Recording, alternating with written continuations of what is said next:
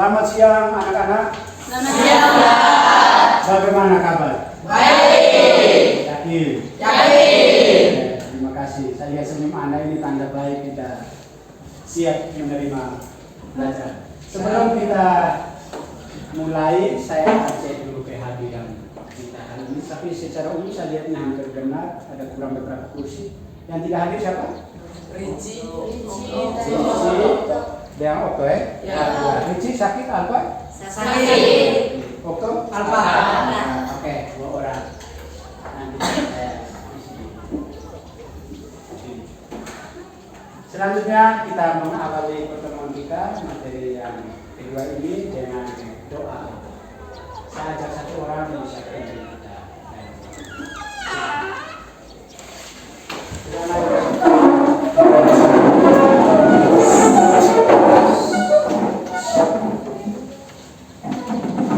Marilah kita menyiapkan hati dan batin kita untuk berdoa. Dalam nama Bapa, dalam nama Yesus. Amin.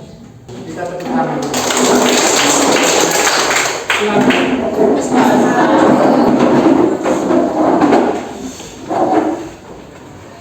Selanjutnya kita akan masuk ke materi. Materi kita hari ini tradisi suci. Tradisi suci. Mungkin kelihatan baru untuk kita di kelas 10 karena di SMP setelah saya cek materi ini belum ada. Tetapi tentang tradisi itu bukan hal yang baru. Hidup di keluarga, di masyarakat, tradisi ini sering kita hidupi. Tetapi itu tradisi secara umum. Tapi yang kali ini kita dalami itu tradisi suci. Model pembelajaran masih dengan discovery learning, dengan tahapan-tahapannya, pendekatan katekis.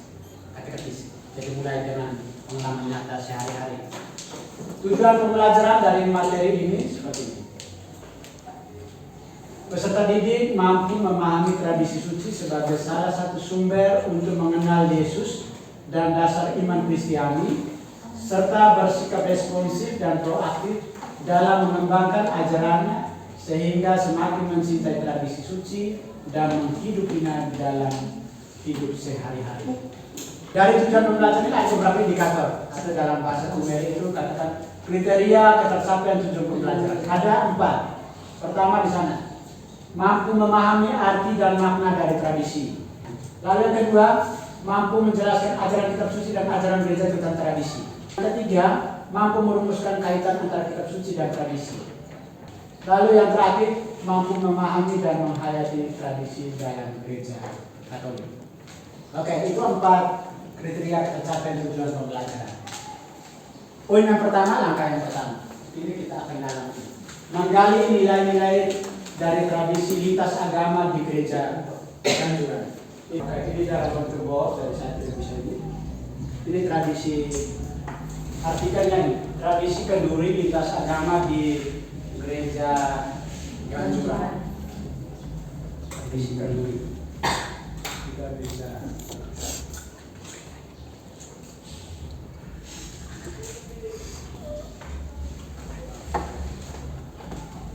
Bisa baca situ?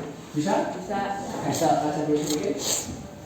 Ya, nanti baru saya beri.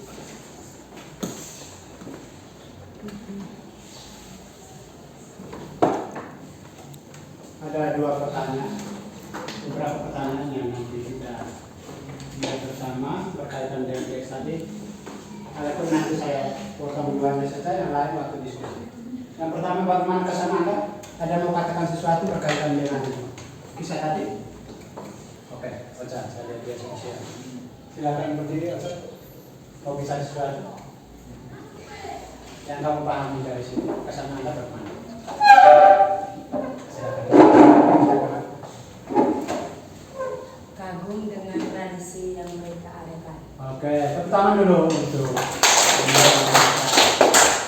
saya merasa kagum lintas agama nih, mereka adakan tradisi kenduri bersama. Siapa lagi yang mau bicara? Ada yang mau bicara? Oke, ya silakan. Bisa berdiri. Adanya kebersamaan yang membuat saya merasa terharu. Oke, kebersamaan itu membuat dia merasa terharu. Tepuk tangan dulu untuk kita akan lanjut. Nanti beberapa pertanyaan ini akan masuk ke pertanyaan diskusi sebentar. Biar satu kelompok satu pertanyaan. Bagus sebentar. Oke, jadi ini berkaitan dengan tradisi lintas agama di gereja Gandulan. Tetapi sesungguhnya ada banyak tradisi di wilayah kita masing-masing.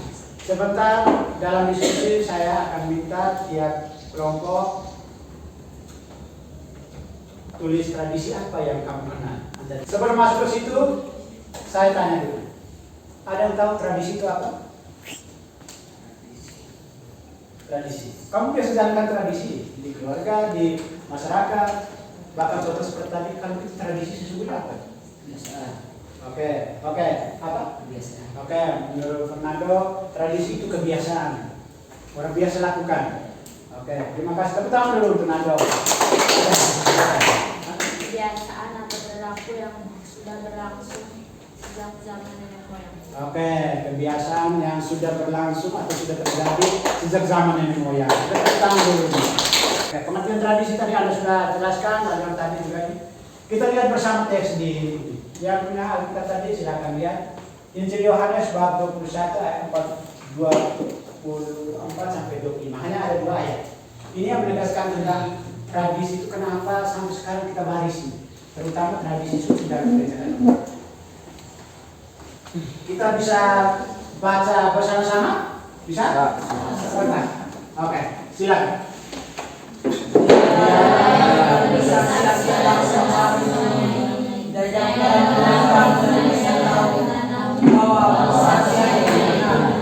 Ini 2 ayat ini kelihatannya sedikit tetapi punya makna yang dalam menegaskan tentang tradisi.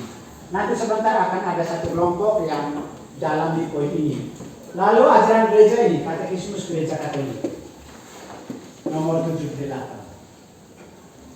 Bunyinya seperti yang ada di layar. Penerusan yang hidup ini yang berlangsung dengan bantuan Roh Kudus dinamakan tradisi, yang walaupun berbeda dengan kitab suci namun sangat erat hubungan dengannya. Satu kelompok yang dalam poin ini dengan pertanyaan-pertanyaannya. Oke, selanjutnya kita dalam kelompok langsung seperti tadi. Sampai itu nanti saya lihat dengan kitab suci kita semua. Pesan apa yang Anda temukan dalam pandangan tradisi? Pesannya apa? Lalu kelompok kedua di sana berkaitan dengan apa yang Anda disampaikan oleh KBK artikel 78.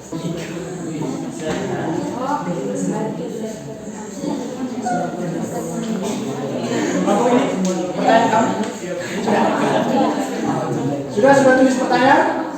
Kamu pesan dulu. Bacanya sekian. Katekismusnya kamu dulu ya? Oke.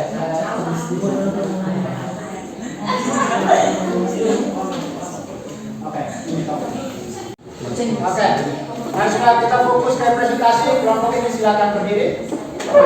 Berdiri ke sana. Mari kita dengar presentasi dari kelompok ini. Oke, saya mewakili kelompok 1 mau membacakan hasil presentasi kami.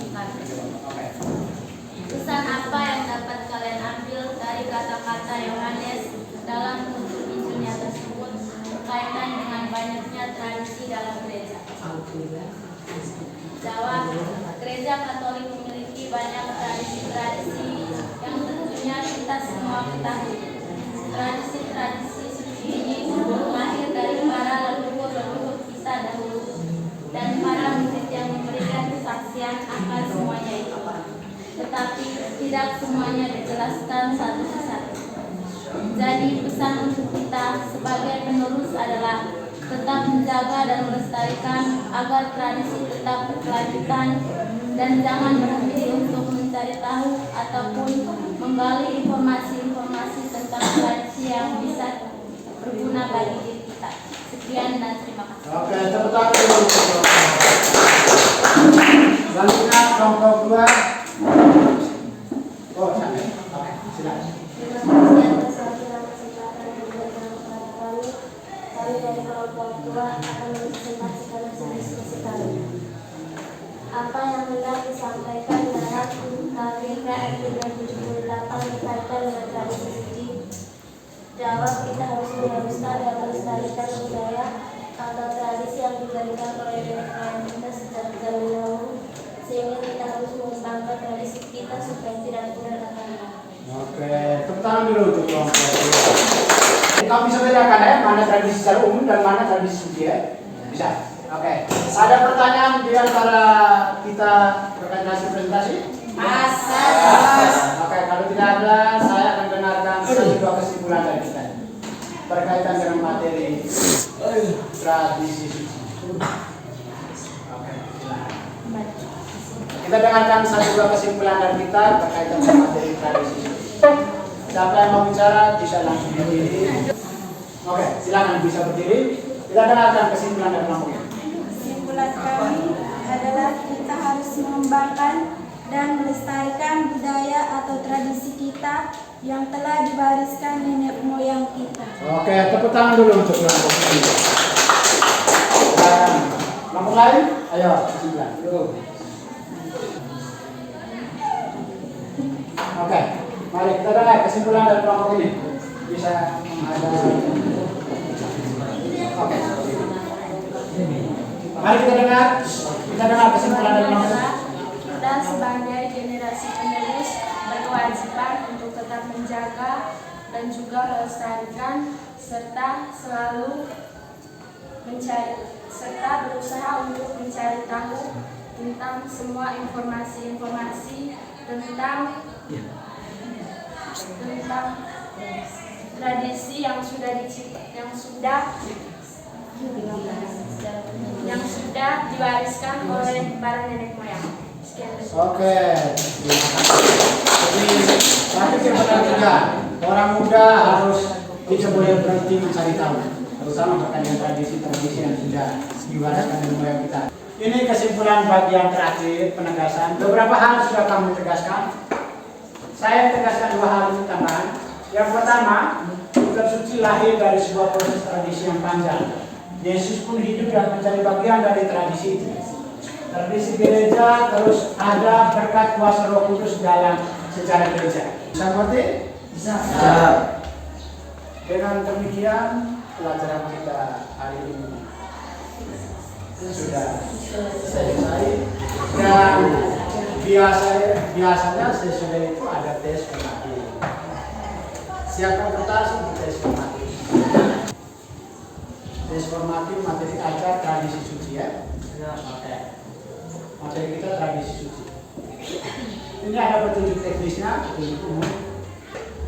Pertanyaan hanya ada 3 nomor saja. Tapi kalau kamu minta tambah jadi 10 nanti saya kasih. Nah, kita fokus 3 dulu ya. Ya. Oke, ini pertanyaan.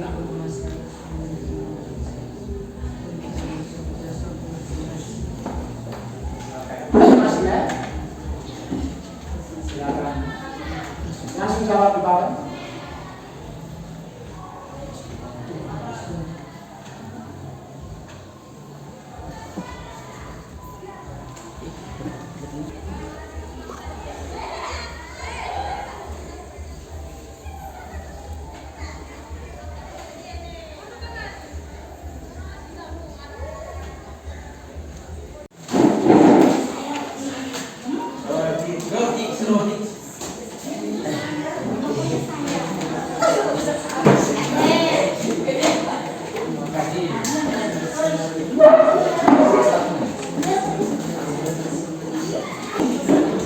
Mari kita tutup pertemuan kita ini dengan doa.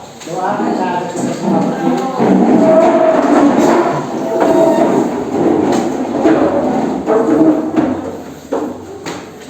Marilah kita menyiapkan hati dan batin kita untuk berdoa dalam nama Bapa.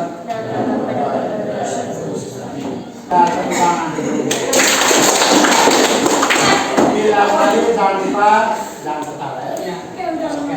Terima kasih untuk kita semua yang sudah terlibat dalam ulangan terus pembelajaran. Kita bisa orang-orang bisa sama-sama dulu.